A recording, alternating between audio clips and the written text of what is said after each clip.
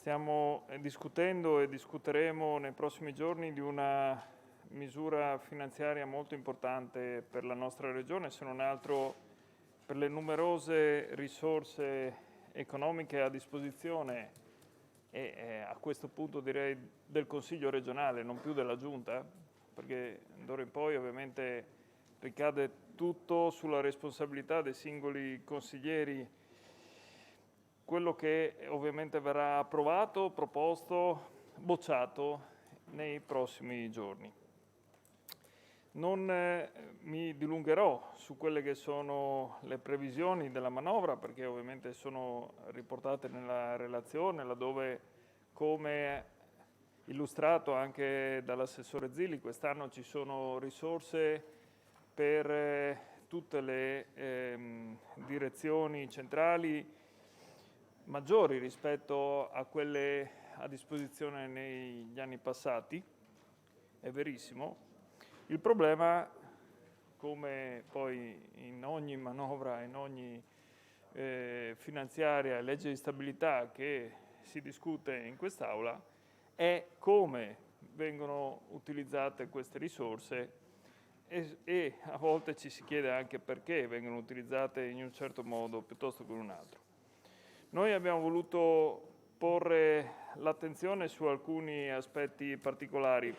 Una nota ovviamente di metodo, dobbiamo anche sottolinearla e ricordarla in questa sede, laddove i disegni di legge, sia il numero 149 che il numero 150 presentati al Consiglio regionale, in alcuni casi non avevano norme di riferimento per interi articoli.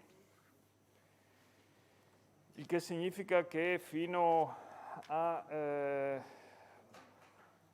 poche settimane fa questa regione nel suo complesso non aveva idea di quello che ci sarebbe stato all'interno delle due, o meglio della legge di stabilità 2022.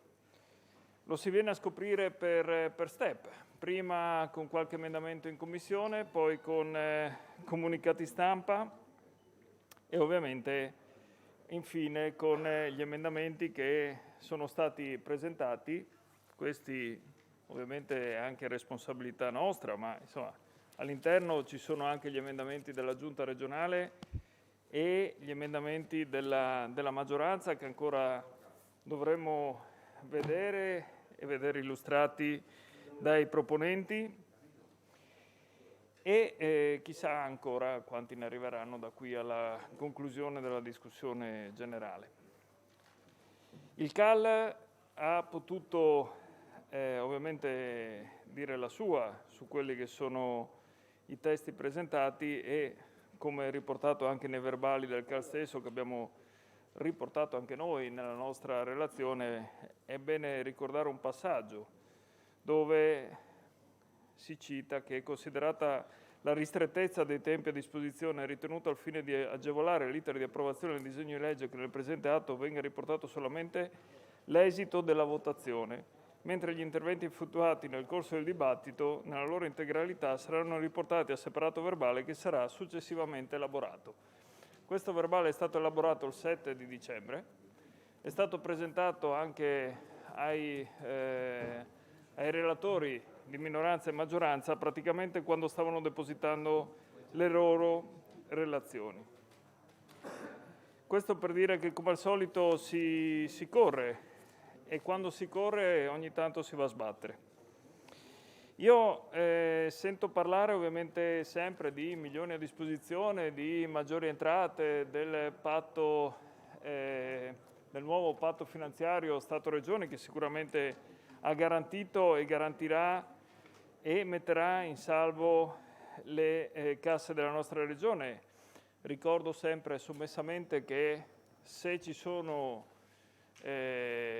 tanti miliardi a disposizione del bilancio regionale, questi per buona parte sono dovuti alle misure dei governi nazionali che anche in piena pandemia hanno potuto garantire importanti e ingenti risorse anche a questa regione. e in quei governi dal 2018 c'è in pianta stabile il Movimento 5 Stelle.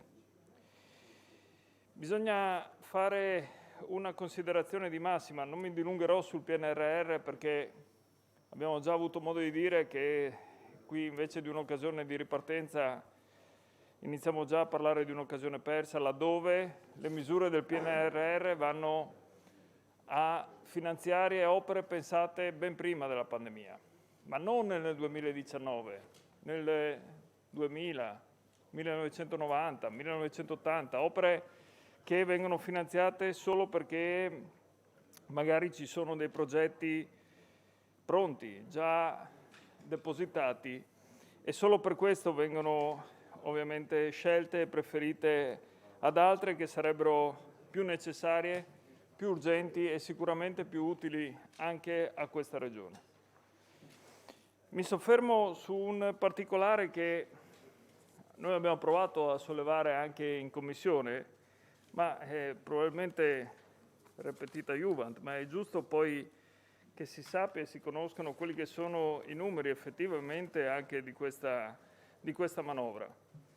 Io ho provato a fare il calcolo rispetto a quelle che sono le maggiori entrate previste dal disegno di legge 150. Maggiori entrate uguali maggiori tasse sostanzialmente. Non perché noi ne aumentiamo le aliquote, anzi sulle aliquote non interveniamo proprio, ma è evidente che aumentando i redditi dei cittadini per 1000 motivi legati anche al buon andamento dell'economia regionale, noi in questo disegno di legge avremo 74 milioni di euro di tasse in più.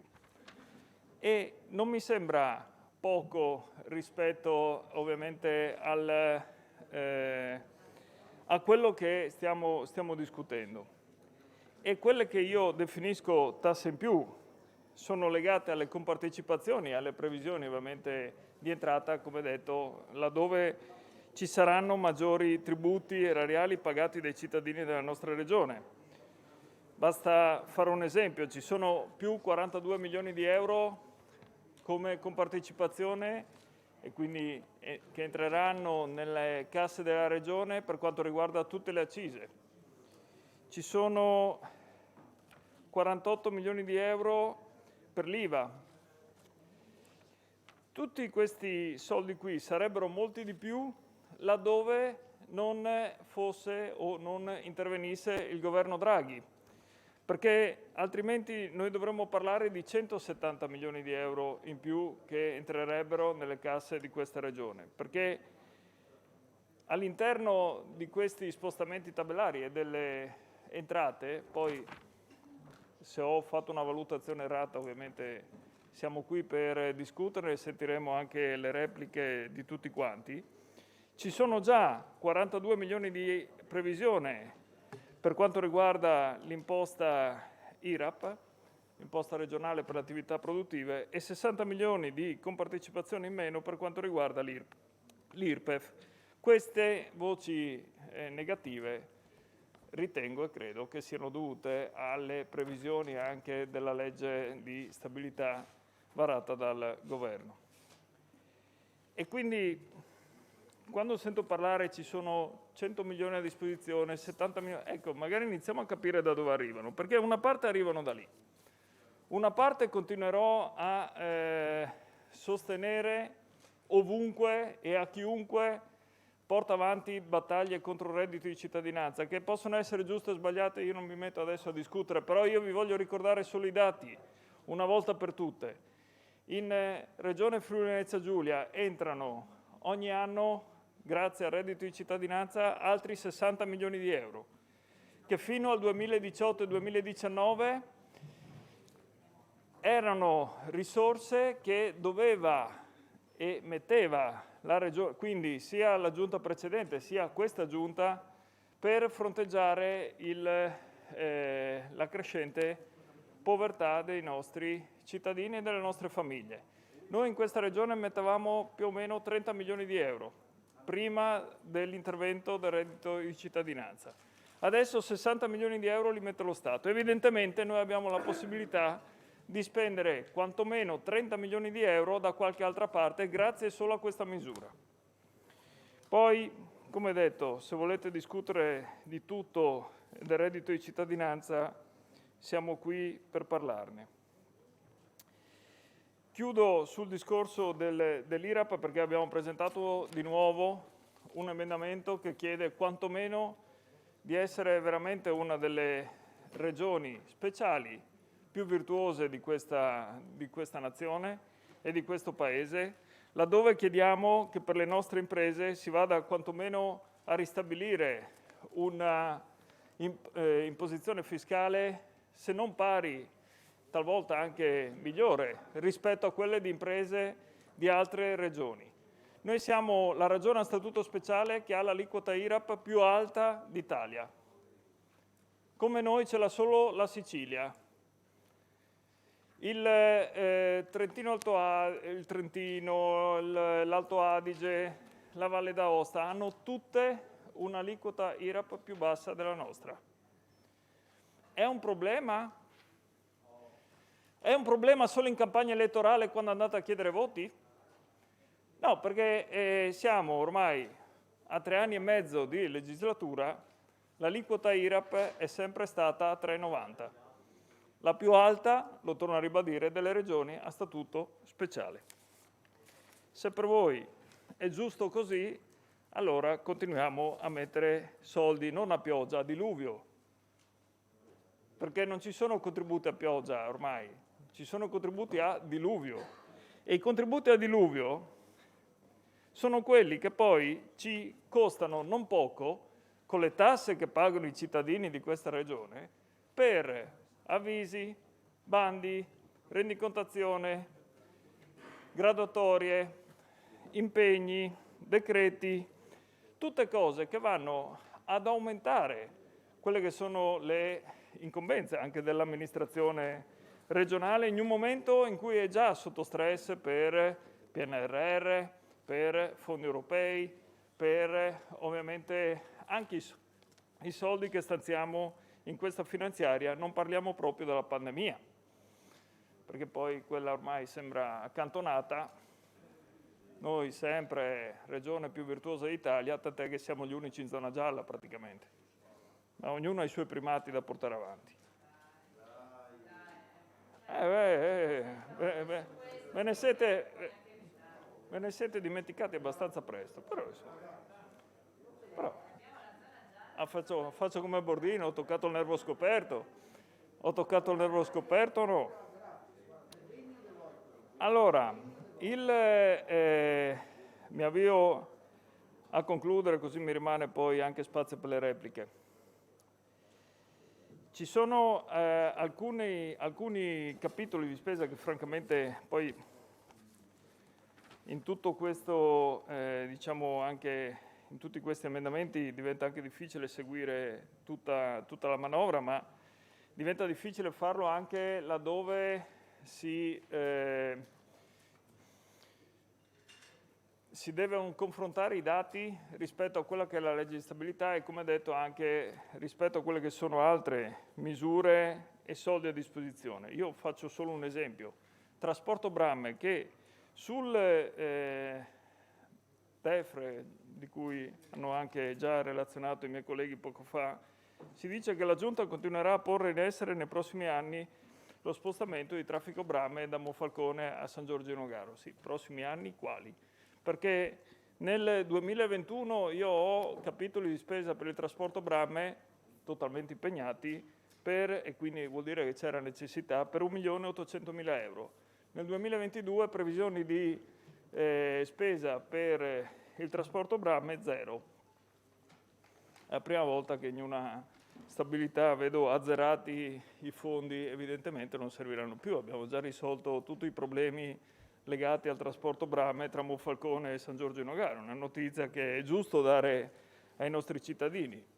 Sicurezza stradale. C'erano alcuni capitoli legati anche all'educazione sulla sicurezza stradale, per anche questi tutti impegnati 4.107.000 euro. Le nuove previsioni di spesa nel 2022 sono 500.000 euro. Anche qua non abbiamo problemi di sicurezza stradale. Bene. Ci sono, poi potremo ovviamente andare avanti, noi abbiamo cercato di porre l'attenzione su, come emendamenti, non solo sul discorso dell'IRAP e delle tasse per le nostre imprese, ma ovviamente su alcuni temi ci siamo focalizzati. È chiaro che l'attenzione all'ambiente rimane per noi prioritaria. Ricordo a tutti quanti che noi abbiamo un piano regionale di bonifica con graduatorie già previste, già approvate per 52 milioni di euro di necessità finanziarie. Lo Stato ha già previsto anche con fondi PNRR milioni di euro, 6 perlomeno, ma insomma, saranno 6-7 milioni di euro, per alcuni interventi previsti in quel piano, manca il resto. La Regione mette 2-3 milioni di euro per il 2022 su quel piano. Gli altri 40 milioni qualcuno pensa di metterli? Interessa a qualcuno andare a bonificare? Ci accorgiamo delle discariche a cielo aperto solo quando prendono fuoco? Ma intanto se brucia l'amianto e brucia la plastica non c'è nessun problema per la salute dei cittadini, quindi evidentemente sono problematiche che solleviamo solo noi, ma non credo. Io chiudo, Presidente, auspicando ovviamente che i 70 emendamenti che abbiamo presentato, una settantina, ottantina, vengano quantomeno letti. Basterebbe questo, perché finora abbiamo sentito tante volte scuse e giustificazioni e una di queste ovviamente era la mancanza di risorse. Da oggi a venerdì questa scusa non l'avete, quindi se ci boccerete gli emendamenti lo farete nel merito, perché evidentemente non credete in quello che abbiamo proposto e allora lì chiaramente poi anche noi prenderemo le nostre decisioni di conseguenza. Sono tutti emendamenti costruttivi, nessuno strumentale, molti che rispondono a precisi impegni presi da questa Giunta, vuoi in campagna elettorale, vuoi con l'approvazione di ordini del giorno, vuoi con richiesta di ritiro di alcuni emendamenti per successivi ragionamenti. Avete avuto 3 anni e mezzo per pensarci. Se non lo fate in questa occasione, vuol dire che o non lo fate più o che aspettate di farlo nel legge di stabilità 2023 con qualche occhio di riguardo a quello che succederà a maggio 2023. Grazie Presidente.